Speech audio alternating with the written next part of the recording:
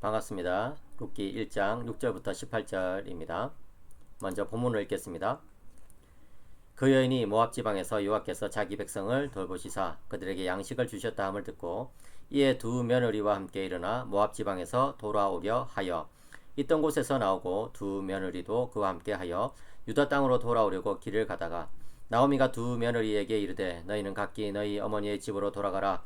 너희가 죽은 자들과 나를 선대한 것 같이 여호와께서 너희를 선대하시기를 원하며 여호와께서 너희에게 허락하사 각기 남편의 집에서 위로를 받게 하시기를 원하노라 하고 그들에게 입맞춤에 그들이 소리를 높여 울며 나오미에게 이르되 아니니이다. 우리는 어머니와 함께 어머니의 백성에게로 돌아가겠나이다 하는지라.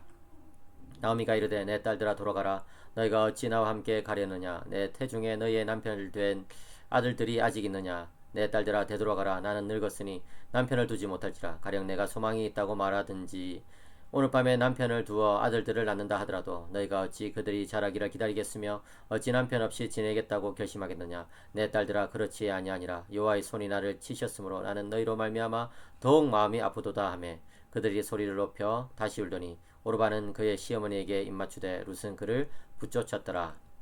나오미가 또 이르되 보라 내 동서는 그의 백성과 그의 신들에게로 돌아가나니 너도 너희 동서를 따라 돌아가라 하니 룻이 이르되 내게 어머니를 떠나며 어머니를 따르지 말고 돌아가라. 강건하지 마옵소서. 어머니께서 가시는 곳에 나도 가고 어머니께서 머무시는 곳에서 나도 머무겠나이다. 어머니의 백성이 나의 백성이 되고 어머니의 하나님이 나의 하나님이 되시리니 어머니께서 죽으시는 곳에서 나도 죽어 거기 묻힐 것이라. 만일 내가 죽는 일 외에 어머니를 떠나면 여호와께서 내게 벌을 내리시고 더 내리시기를 원하나이다 하는지라. 나오미가 룻이 자기와 함께 가기로 굳게 결심함을 보고 그에게 말하기를 그치니라. 아멘. 여러분, 오늘은 성경에 나오는 언약에 대해서 한번 살펴보고자 합니다. 성경은요 1500년간 40여 명의 저자들이 쓴 책입니다. 아주 독특한 책이라고 할 수 있죠. 그런데 그 성경의 많은 주제들을 관통하는 핵심적인 주제들이 있습니다. 그래서 우리가 이 핵심적인 주제들을 통해서 성경을 읽으면 일관성 있게 또 아주 재밌게 성경을 읽을 수가 있고 또 그것이 구약에서부터 신약까지 점점 발전하는 모습을 관찰할 수가 있습니다. 그 핵심적인 주제란 무엇일까요? 첫째는 예수 그리스도겠죠. 그죠? 성경은 시작부터 끝까지 예수님에 대한 그런 내용으로 가득 차 있습니다. 창세기 3장 15절에 보시면 원시복음이 나오죠. 여자의 후손에 대한 예언이 나옵니다. 바로 거기서부터 이제 예수님에 대한 그런 이야기들이 점점 더 많이 나오고 있고 신약에는 바로 오신 예수님에 대한 이야기라고 할 수 있죠. 또 성경은 구원에 대한 이야기입니다. 하나님께서 타락한 인간을 어떻게 구원하셨느냐, 이것이 성경의 내용이라고 할 수 있죠. 또 성경은 하나님 나라에 대한 내용이라고 할 수 있습니다. 하나님 나라가 태초부터 종말에 이르기까지 어떻게 변화되고 또 어떻게 성장하고 있는지 그것에 대해서 알려주는 책이 바로 성경이라고 할 수 있습니다. 그런데 무엇보다도 성경 전체를 관통하는 핵심 주제 중에 하나가 바로 언약입니다. 언약은 이제 제가 좀 이따 설명하겠지만 하나님 나라의 중요한 원리라고 볼 수 있습니다. 하나님 나라가 이 운행되는 원리가 바로 언약인 것이죠. 그러면 언약은 과연 무엇일까요? 언약의 정의에 대해서 제가 한번 이렇게 정리해 보았습니다. 같이 한번 읽어볼까요? 시작. 하나님께서 믿는 자와 그들의 자녀들에게 약속과 사명을 주시기 위해 주권적으로 그리고 은혜로 세우신 연합과 교제의 결합, 이것이 바로 언약이 되겠습니다. 여기서 우리가 이제 색칠해 놓은 하나하나가 다 중요한데요. 먼저 하나님께서 언약을 주신다는 것이죠. 예, 교부들은요, 이 언약이란 것이 하나님께서 주신 것이다, 하나님께서 세우신 것이다 라는 것을 매우 강조했습니다. 그래서 알렉산드리아의 클레멘스라는 교부는 이 언약의 그 뜻이 바로 하나님과 같다.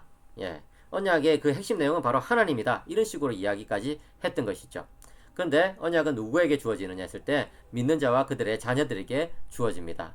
그렇습니다, 여러분. 언약은 하나님을 믿는 자들뿐만 아니라 그들의 자녀들에게도 언약이 체결되는 것이죠. 그렇기 때문에 아브라함은 할례를 자녀들에게 행했고 또 신약의 우리들은 유아 세례를 자녀들에게 베푸는 것이 되겠습니다. 믿는 자와 그들의 자녀들에게 언약이 주어진다는 것입니다.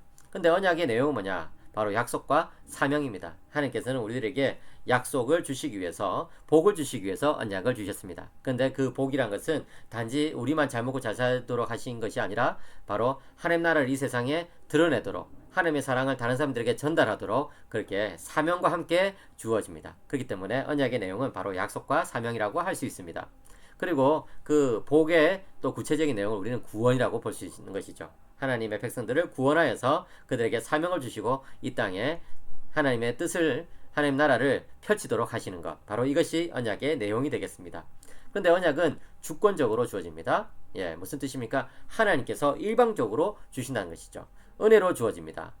그게 무슨 뜻입니까? 하나님께서 그저 우리들에게 주신다는 것이죠. 아무런 조건 없이 언약이 주어집니다. 그런데 문제는 무엇입니까? 언약이 우리들에게 주어지고 우리가 하나님을 믿음으로 이제 언약 관계가 딱 체결되면 이제부터는 하나님과 연합과 교제의 결합이 이루어집니다. 그렇게 해서 언약은 하나님과 우리 사이에 이렇게 그 주고받는 그런 관계가 형성된다는 것이죠. 하나님께서 우리들에게 말씀하시면 우리는 거기에 대해서 순종하고 반응하고 복종하는 것이죠.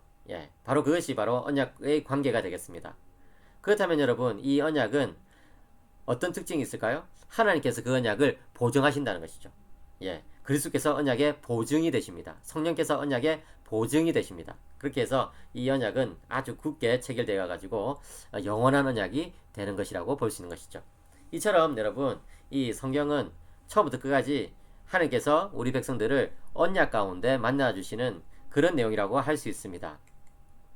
이 언약이라는 단어는요, 구약 성경에 286번이나 나오고 신약 성경에 33번이나 나옵니다. 그런데 언약이란 단어가 나오지 않는 곳에서도 역시 우리는 언약이 맺어져 있다는 것을 생각할 수 있습니다.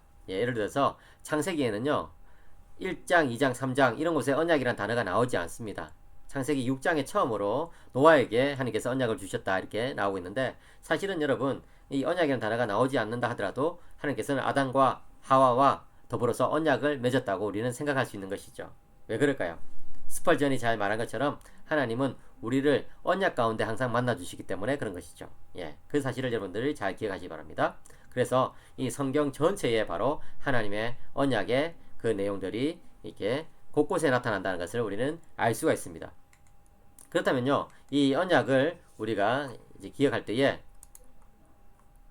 이 성경에 나오는 7가지 언약을 생각할 수가 있습니다. 첫 번째는 창세기 1장, 2장에 나오는 아담 언약입니다. 하나님께서는 아담과 언약을 맺으신 것이죠. 생육하고 번성하고 땅에 충만하라, 땅을 정복하고 다스리라, 이렇게 하나님께서 언약을 맺으셨습니다. 그리고 선악과를 먹지 말라, 먹는 날에는 너가 정령 죽을 것이다, 이런 것에 대해서 하나님께서 말씀하셨죠. 그런데 안타깝게도 아담이 그 언약을 지켰습니까? 못 지켰습니까? 못 지켰죠. 그래가지고 인간은 영원히 멸망할 수밖에 없었는데 하나님께서 창세기 3장에서 보시면은 다시 이 타락한 인간에게, 아담과 하와에게 찾아오셨습니다. 그래서 은혜 언약을 맺으신 거예요. 그러니까 여러분, 이 하나님께서는요, 이 아담에게 언약을 줄 때에 정말 이 자비 가운데, 언약과 그 사랑 가운데 이 언약을 주신 것을 알 수가 있습니다. 그리고 이제 창세기 6장과 9장에 보시면 노아 언약이 나옵니다. 그 내용들을 여러분들이 읽어보시면 잘 아시죠, 그죠? 홍수가 있는데 하나님께서는 노아와 언약을 맺으셔가지고 노아와 그 가족들을, 노아의 자손들을, 자녀들을 구원하셨다는 것이죠. 예. 그리고 창세기 12장과 17장 이런 데 보시면 아브라함 언약이 나옵니다. 이 아브라함 언약은 제가 좀 이따가 자세히 설명드리겠지만 구약 성경에 있어서 제일 중요한 언약이 되겠습니다. 그리고 또 출애굽기 19장이라든지 신명기 이런 곳에 보면 모세 언약이 나옵니다. 예, 모세 언약에는 율법의 자세한 내용들이 주어져 있는 그런 특징이 있죠. 그리고 다윗 언약이 사무엘하 7장에 나오는데요. 또 여기 보시면은 메시아에 대한 약속이 아주 또 구체적으로 드러나는 것을 볼 수가 있습니다.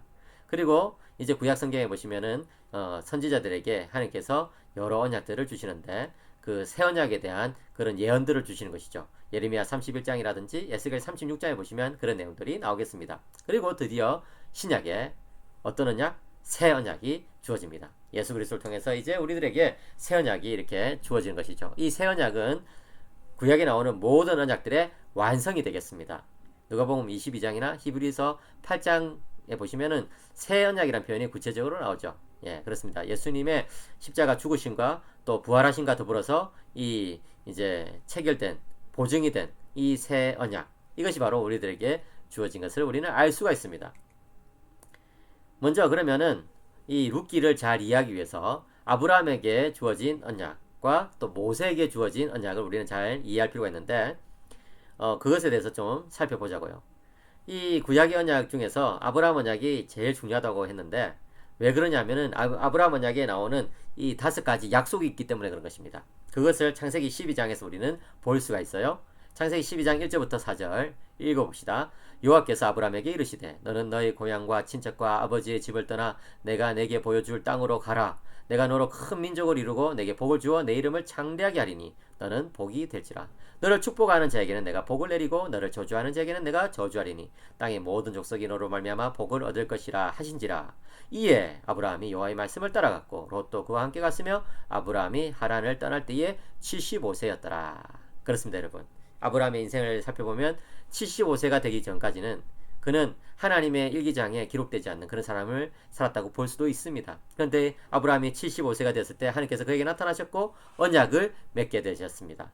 그렇게 해서 이제 아브라함의 모든 생이 하나님의 일기장에 자세히 기록되는 그런 인생으로 바뀌었다고 볼 수가 있는 것이죠. 무슨 말입니까? 이제 아브라함은 믿음의 조상이 되어서 하나님의 백성이 되어서 살아가게 되었다는 것입니다. 하나님과 언약 관계를 맺고 이제 살아가게 되었다는 것입니다. 그러면 창세기 12장에 나오는 이 내용들이 창세기 15장 18절, 17장 2절 이런 데도 보시면은 또 반복되고 있어요. 예, 언약을 세워서 이런 표현들이 나오고 있는 것이죠. 그렇다면 하나님께서 아브라함에게 주신 이 언약의 중요한 약속들은 무엇입니까? 1절에 땅이 나오고 2절에 민족이 나오고 이름이 나오죠. 3절에 너를 축복하는 자에게는 내가 복을 내리고 너를 저주하는 자에게는 내가 저주하리니 이런 내용이 나오죠. 그 다음에 뭡니까? 3절 뒷부분에 너로 말미암아 땅의 모든 족속이 너로 말미암아 복을 얻을 것이라. 예, 이것을 저는 아브라함의 오각형이라고 이름을 붙였습니다. 이 아브라함의 오각형은요 무엇입니까? 첫째는 땅에 대한 약속, 둘째는 자손에 대한 약속, 셋째는 명성에 대한 약속, 넷째는 관계에 대한 약속, 마지막으로 다섯째는 복에 대한 약속이 되겠습니다. 복의 근원이 되겠다는 약속이죠. 땅에 대한 약속은 하나님께서 이제 이 아버지의 집을 떠난 이 본토를 떠난 아브라함에게 새로운 땅을 주시겠다는 거예요. 영토를 주시겠다는 거예요. 하나님 나라의 중요한 이 요소 중에 하나가 영토, 그 다음에 국민, 주권이 되겠는데 영토를 주시겠다는 거예요. 그 다음에 두 번째로 아브라함에게 하나님께서 무슨 약속을 하셨습니까? 너로 큰 민족을 이루고 자손을 주시겠다는 것이죠. 그죠? 예. 이 바로 이 자손들에 대한 약속. 아브라함은 이때까지만 해도 자손이 없었어요. 예. 75세가 될 때까지 자손이 없었다고요. 그런데 하나님께서 그에게 약속을 하셔가지고 이제 내가 너에게 자손을 주겠다. 아들을 주겠다. 이렇게 약속을 하신 것입니다. 무슨 뜻일까요? 이제 어떤 새로운 민족이 출현된다는 것이죠. 시작된다는 것이죠. 예, 바로 그것입니다. 이 하나님 나라의 3요소 영토, 국민, 주권 중에 그 국민에 대한 약속을 주신 거라고 볼 수 있습니다. 그 다음에 이 명성은 무엇입니까? 아브라함이 창대하게 된다는 것인데 여기서 이 고대의 이름이 창대하게 된다는 것은 네가 왕과 같이 살게 될 것이다 이런 뜻이에요, 여러분. 고대의 이 이름이 있는 사람들은 다 왕이나 지도자들이나 그런 사람들이었거든요. 이제 너가 그렇게 살 것이라는 거예요. 예. 그 다음에 관계에 대한 약속은 무엇입니까? 너를 축복하는 자들에게는 내가 복을 내리고 너를 저주하는 자에게는 내가 저주할 것이다. 여기서 이제 여러분 이 히브리어로 보면 좀 재밌는 게 발견되는데 너를 축복하는 자들 복수로 돼 있어요. 그 다음 너를 저주하는 자 단수로 돼 있어요. 우리말 성경은 둘 다 그냥 단수처럼 돼 있는데 이 앞에 너를 축복하는 자들이란 말에 복수로 돼 있다는 것이죠. 무슨 뜻입니까? 하나님의 마음속에는요 아브라함을 축복하는 자들이 많아져 가지고 많은 사람들이 이제 복을 받기를 바란다. 이런 뜻이 거기에 숨겨져 있는 것이죠. 반대로 아브라함을 저주하는 자들이라는 것은 무엇입니까? 하나님과 상관없이 사는 사람들이거든요. 그런 사람들은 아주 적은 사람, 소수의 사람들이기를 바란다. 는 것이죠. 하나님의 마음이 여기에 묻어 있는 거예요. 하나님은요, 이 아브라함을 통해서 지상에 많은 사람들이 복을 받기를 원하셨던 것이죠. 그래서 너를 축복하는 자들 복수, 너를 저주하는 자 단수 이렇게 되는 거예요. 무슨 뜻입니까? 아브라함과 하나님과의 관계는 너무 밀접하기 때문에 친구 관계이기 때문에 아브라함을 축복하는 사람들은 하나님께서 이제 사랑해 주신다는 것이죠. 이 복을 주신다는 거예요. 근데 그렇지 않은 사람들에게는 하나님께서 거리를 두신다는 거예요. 예.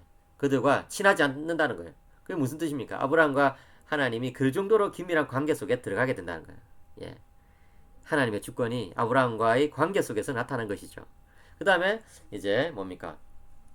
마지막으로 이 복에 대한 약속, 복의 근원이 되는 것입니다. 다시 말해서 아브라함이 받은 이 5가지 약속의 그 내용은 아브라함에게만 머무는 것이 아니라 땅의 모든 족속, 모든 열방이 아브라함을 통해서 복을 얻게 되는 그런 하나님의 선교적 비전이 그 안에 들어있다는 말씀입니다. 이 명성에 대한 약속과 관계에 대한 약속과 복에 대한 약속은 하나님 나라의 이 요소들 가운데 영토, 국민, 주권 중에서 이 주권에 속한다고 볼 수가 있는 거예요. 그렇죠, 여러분?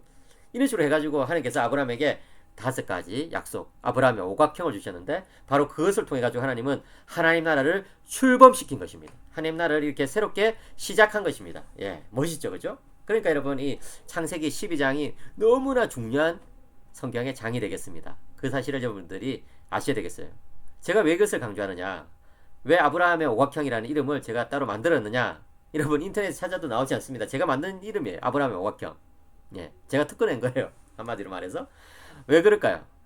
이 아브라함의 오각형 안에서 이제 하나님 나라가 움직이기 때문에 그런 것입니다. 구약의 역사는 바로 아브라함의 오각형 안에서 움직입니다. 땅에 대해서 막 이제 그 여호수아가 이 가나안 땅을 정복하잖아요. 그다음 자손에 대해서 그죠? 이 출애굽기에 보면은 막 이 이스라엘 백성들이 막 계속해서 자녀를 낳잖아요. 그죠? 그다음에 명성 이 이스라엘이라는 이름이 드러나잖아요. 이스라엘 왕들의 이름이 드러나잖아요. 그게 뭐예요? 하나님의 이름이 높아지는 거거든요. 하나님께서 이스라엘 백성들을 택하셨기 때문에 이 관계에 대한 약속이 점점 더 친밀해지는 거예요. 예, 아브라함과 하나님 사이의 관계는 친구 관계였지만 이제 점점 더 가까워져 가지고 지금 이 신약의 우리 애들에게까지 이르는 거죠. 이제 우리는 어떤 관계입니까? 예수님이 우리의 머리가 되시고 우리는 예수님의 몸이 되는 그런 놀라운 관계로 점점 더 발전해 가지고 결국 완성이 된 것이다. 그리고 이 복에 대한 약속을 이제 설명해야겠습니다. 뭡니까? 땅의 모든 족속이 너로 말미암아 복을 얻게 될 것이다. 여러분 이 사실을 기억하시기 바랍니다. 언약 안에는요 선교적인 비전이 들어있습니다. 언약 안에는요 이 전도에 대한 말씀이 들어있습니다. 언약 안에는요 우리만 잘 먹고 잘 사는 것이 아니라 땅의 모든 족속들이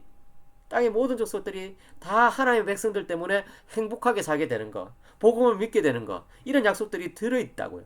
예. 그렇기 때문에 어떤 신학자는요 성경이 주어지고 선교가 뒤늦게 발견된 것이 아니라 선교를 위해서 성경이 주어진 것이다 라고 말을 했습니다. 무슨 뜻일까요? 예, 성경이 먼저 주어져 가지고 사람들이 뒤늦게 성경에 선교에 대한 복음 전도에 대한 메시지가 나타나는구나, 이것을 뒤늦게 발견해야 하는 것이 순서가 아니라 하나님께서 우리들에게 이 성경을 주신 목적 자체가 선교에 있다는 거예요. 복음 전파에 있다는 거예요. 그래요, 여러분. 아브라함 언약 안에는요 바로 그런 내용들이 있는 거예요. 사실은 아브라함 언약뿐만 아니라 제가 아까 말씀드렸던 7가지 모든 언약, 성경에 나오는 이 7가지 모든 언약 안에는 그런 것이 있는 거예요. 예. 아담의 모든 후손들이 하나님의 백성이 되기를 바랐던 것이죠. 하나님은 아담이 불순종해가지고 인간이 죄인이 되어버렸지만 하나님의 뜻은 원래 그런 것이 아니었어요. 노아도 마찬가지죠. 하나님께서 노아로 말미암아서 이제 새로운 하나님 나라를 출범시키시고 이제 노아의 자손들이 정말 이 홍수 심판 이후에 정말 제대로 살아가지고 이제 땅의 모든 족속들이 복을 받기를 바라셨던 것이죠. 아브라함도 마찬가지고 모세 언약도 마찬가지고 다윗 언약도 마찬가지고 선지자들에게 주신 언약 안에서도, 그리고 무엇보다도 신약의 새 언약 안에서도 역시 선교적 비전이 그 안에 들어있다. 여러분들이 성경을 이런 관점으로 보셔야 돼요. 아브라함 언약의 발전된 모습이 모세 언약에 나타납니다. 아브라함의 오각형이 모세 언약에도 보다 더 구체적으로 실현되고 있죠. 땅에 대한 약속, 자손에 대한 약속, 명성과 관계와 복에 대한 약속, 이런 것들이 구체적으로 실현되고 있어요. 그런 것들을 우리는 성경에서 관찰할 수 있는 것이죠. 그 다음에 무엇보다도 아브라함 언약과 다윗 언약을 우리는 보시면은 굉장히 놀라운 유사성이 나타납니다. 예를 들어서 사무엘하 7장에 보시면요, 이 5가지 약속이 다시 반복되는 것을 볼 수 있어요. 10절에 보시면, 사무엘하 7장 10절에 보시면, 내가 또 내 백성 이스라엘을 위하여 한 곳을 정하여 그를 심고 그를 거주하게 하고 다시 옮기지 못하게 하며, 뭡니까? 다윗이 소유한 영토는 사사시대에 비해 3배나 넓다는 것이죠. 땅에 대한 약속이 그렇게 성취되고 있는 거예요. 16절에 보시면, 내 집과 내 나라가 내 앞에서 영원히 보존되고 내 왕위가 영원히 경고하리라. 내 집과 뭡니까? 이 자손에 대한 약속이 이제 주어지는 것이죠. 다윗의 후손들이 이제 통치를 하게 되는 것입니다. 명성, 내 이름을 위대하게 만들어 주리라. 네가 계수해서 왕으로서 다스리고 너희 후손들이 왕으로서 다스리게 될 것이다. 그 다음 14절, 나는 그에게 아버지가 되고 그는 내게 아들이 되리니. 뭡니까? 아브라함과 하나님 사이에는 이런 친구 관계였다고 한다면 이제 다윗과 하나님 사이에는 아버지와 아들 관계. 이게 굉장히 놀라운 관계로 발전하고 있죠. 그 다음에 사무엘하 7장 13절에 나는 그의 나라 왕위를 영원히 견고하게 하리라. 영원히 견고한 이 왕, 영원히 견고한 이 나라. 이게 뭡니까? 이게 뭡니까? 이게 바로 영원한 그 하나님 나라의 비전을 말한 것이고, 바로 이 영원한 이 나라 안으로 세상의 모든 족속들이 이렇게 들어와서 그렇게 살게 된다는 것이죠. 이것이 바로 구약 성경에 주어진 언약적 비전이 되겠습니다. 도대체 이것이 오늘 우리가 읽은 룻기와 무슨 상관이 있느냐? 여러분들 그렇게 물으시겠죠. 굉장히 긴밀한 상관이 있습니다. 한번 보자고요. 하나님께서 자기 백성을 돌아보시고 양식을 주시기 시작했다는 소문을 들은 나오미는 이제 자기 땅, 자기 고향 땅 베들레헴으로 다시 돌아가려고 합니다. 어차피 여기서 굶어 죽으나 그 다음에 이제 베들레헴에 가서 거기서 죽으나 이거는 이러나 저러나 마찬가지 아닌가 이런 생각이 들었겠죠. 차라리 베들레헴에 가면은 그게 양식이 있다고 하니까 거기서 뭔가 좀 한번 새로운 소망을 찾아보자 이렇게 생각했겠죠. 그런데 누가 마음에 걸려요? 두 자부가 마음에 걸린 거예요. 이 두 자부가 어떻게 해야 되냐, 이들도 데려갈 것이냐 고민이 됐겠죠. 그죠? 분명히 몇 날 며칠이고 이 나오미가 고민했을 것입니다. 그렇게 해서 내린 결론이 뭡니까?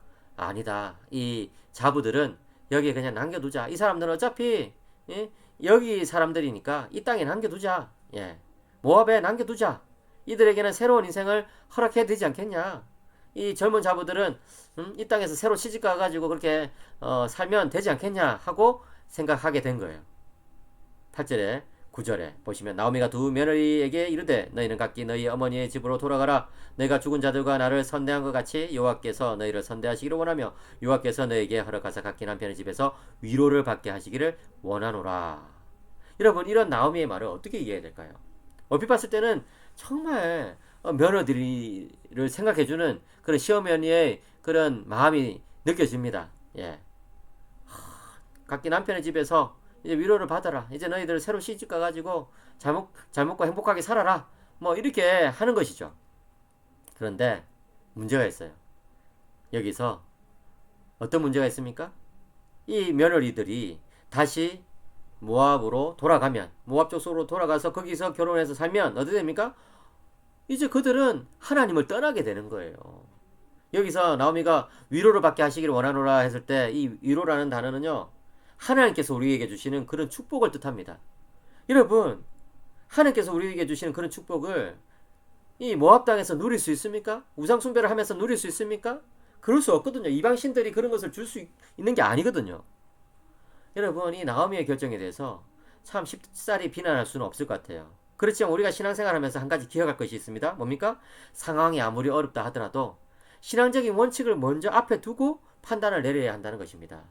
여러분, 요즘같이 어려운 시대에 우리가 양보하기 시작하면요, 결국엔 어떻게 될까요?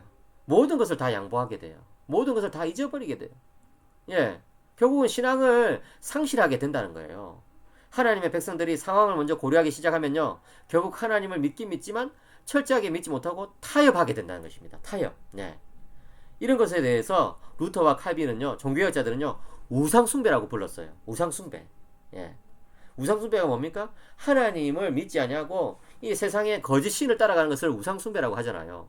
근데 여러분, 이 나오미의 문제는요, 이 복합적이에요. 말로는 하나님을 믿거든요. 말로는 이 여호와 신앙을 고백하거든요. 그런데 그 안에 이 세속적인 것이 들어와 가지고 하나님 믿는 신앙에도 한 발을, 그 다음에 세상적인 그런 어떤 그 가치관, 세계관, 세상적인 그런 어떤 관점에도 한 발을, 이 양다리를 걸치고 있는 거예요. 이게 뭡니까? 이게 바로 우상숭배라는 것이죠. 여러분, 저는요, 이 나오미의 결정을 한번 생각해 봅니다. 참 이해 못할 바는 아니에요. 어떤 면에서는 이해가 됩니다. 그렇지, 이 며느리들은 그래 새롭게 삶을 살도록 해주는 것이 인지상정이지. 나오미가 아들 다시 낳아줄 수도 있는 것도 아니고, 또 베들레헴을 간다 한들 거기서 좋은 일이 자신들을 기다리고 있다고 말할 수도 없잖아요. 그죠? 그리고 또 이 모압에서 베들레헴까지 긴 거리를 여행해야 되는데 그 긴 거리를 여행하는 동안에 또 무슨 일이 생길지 알 수도 없잖아요. 그러니까 어떻게 보면은 인간적인 생각으로는요, 며느리들을 돌려보내는 것이, 친정으로 돌려보내는 것이 맞다고 생각될 수 있습니다. 그러나 여러분, 문제는 뭡니까? 영원의 관점에서 생각하지 않았다는 거예요. 여러분, 우리 인생은요, 길면 100살, 예? 요즘은 뭐 80살 이렇게 사시잖아요.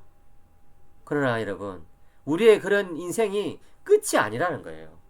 끝이 아닙니다. 우리에게는요, 영원이 있습니다. 영원. 죽고 나면요, 끝나는 것이 아니라 이제 영원히 세계가 펼쳐지는데 이 영원의 세계에서 우리가 보자면, 예? 하나님의 관점에서 이 땅의 일을 보자면 우리가 어떻게 판단해야 되는지를 보다 잘 알 수가 있게 되는 거예요. 그렇지 않습니까, 여러분? 우리가 하나님 앞에 섰을 때에 정말 지금 내가 내리는 이 판단이 옳으냐, 아니면 정말 이게 잘못된 것이냐, 우리가 한번 생각해 봐야 된다고요. 나오미의 이 판단, 어떤 면에서는 참 가슴이 아파요. 저는요, 정말 이 나오미의 판단을 보면서 마음이 아프더라고요. 정말 그럴 수밖에 없었나 하면서 참 저도 어떤 면에서는 동정심이 생깁니다. 근데 여러분, 기억해야 될 것은 뭡니까? 이런 고통이 휘몰아치는 상황에서, 예? 한 인간이 처한 이런 모순적인 상황, 우리가, 예, 가슴 아파해야 되겠지만 그럼에도 불구하고 우리가 이런 상황에 처했을 때 우리는요, 어떻게 결정해야 될까요? 힘들어도 신앙의 결정을 내려야 되는 것이죠. 너는 돌아가라. 예? 너희들은 이 부모의 땅으로, 고향 땅으로, 모압 땅으로 우상 숭배하던 그 옛날의 모습으로 돌아가라. 거기서 남편을 만나서 살아라. 이렇게 말할 것이 아니라, 힘들어도 어려워도 내 나와 같이 베들레헴으로 가자. 이제 너희들은 믿음의 백성이 되었으니, 하나님의 언약 안으로 들어오게 되었으니, 신앙이 뭔지 좀 알게 되었으니 나와 같이 베들레헴으로 가자. 이렇게 말해야 된다는 것이죠. 사랑하는 성도님 여러분, 우리 인생은요, 항상 갈래길에 서 있다고 볼 수 있습니다. 그래요, 여러분. 우리 인생은요, 항상 신앙적인 그런 결정을 하든지 아니면 불신앙적인 그런 결정을 하든지 이 갈래길에 서 있다고 볼 수 있어요. 이런 갈래길에 섰을 때 우리는 어떤 결정을 내야 됩니까? 언약 백성으로서의 결정을 내려야 된다는 것이죠. 그래서 제가 아까 언약에 대해서 그렇게 길게 설명한 거예요. 언약이라는 것은 뭡니까? 하나님께서 주권적으로 일방적으로 은혜 가운데 우리들에게 주신 거예요. 선물로 주신 거예요. 근데 이제 언약 관계에 들어가면요, 이 언약 관계에 들어가면요, 하나님께서 우리들에게 책임을 지시는 것은 맞지만 그럼에도 불구하고 우리도 역시 하나님의 그 사랑과 은혜에 반응해야 된다는 거예요. 순종해야 된다는 거예요. 책임감 있게 행동해야 된다는 거예요. 칼빈이 그것을 굉장히 강조했습니다, 여러분. 하나님께서 자신을 낮추어서 우리를 찾아오셨으니 이제 우리는 더 자신을 낮추어서 하나님 앞에서 정말 하나님만 바라보고 순종해야 된다고 그렇게 말한 것이죠. 그게 뭡니까? 그것이 바로 언약적인 신앙생활이 되겠습니다. 사랑하는 성도님 여러분, 그렇습니다. 살아가는 인생이 너무나 힘들어요. 힘듭니다. 그렇지만 여러분, 그럼에도 불구하고 우리는 주님을 붙잡아야 돼요. 하나님 아니면 우리는 어디서 소망을 얻겠냐고요. 하나님 아니면 우리는 어디서 위로를 받겠냐고요. 저는요, 얼마 전에 어떤 목사님의 그런 그 설교를 듣다가 참 마음이 아픈 그런 이야기를 하나 들었어요. 그 교회가 저기 이제 그 용인에 있는데 그 교회에서 굉장히 충성하는 이 부부가 있었답니다. 남편과 아내, 예? 이 어린 자식들을 키우고 있는 그런 남편과 아내 이 부부가 있었는데 이 코로나가 터지고 나서 직격탄을 맞았다는 거예요. 코로나 상황 속에서는 도무지 할 수 없는 그런 업종이었던 것 같아요. 예. 그래가지고 결국은 수익이 바닥이 난 거예요. 이제 사업을 못하게 된 것이죠. 그래서 사업을 접고 나서 어떻게 할까 하는데 이 남편이 트럭을 운전한답니다. 예. 참 아직 너무나 젊고 그런 분인데 이 트럭을 이제 운전을 하는 거예요. 그래가지고 일주일 동안 월화수목금 5일을 트럭 안에서 잔다는 거예요. 트럭 안에서.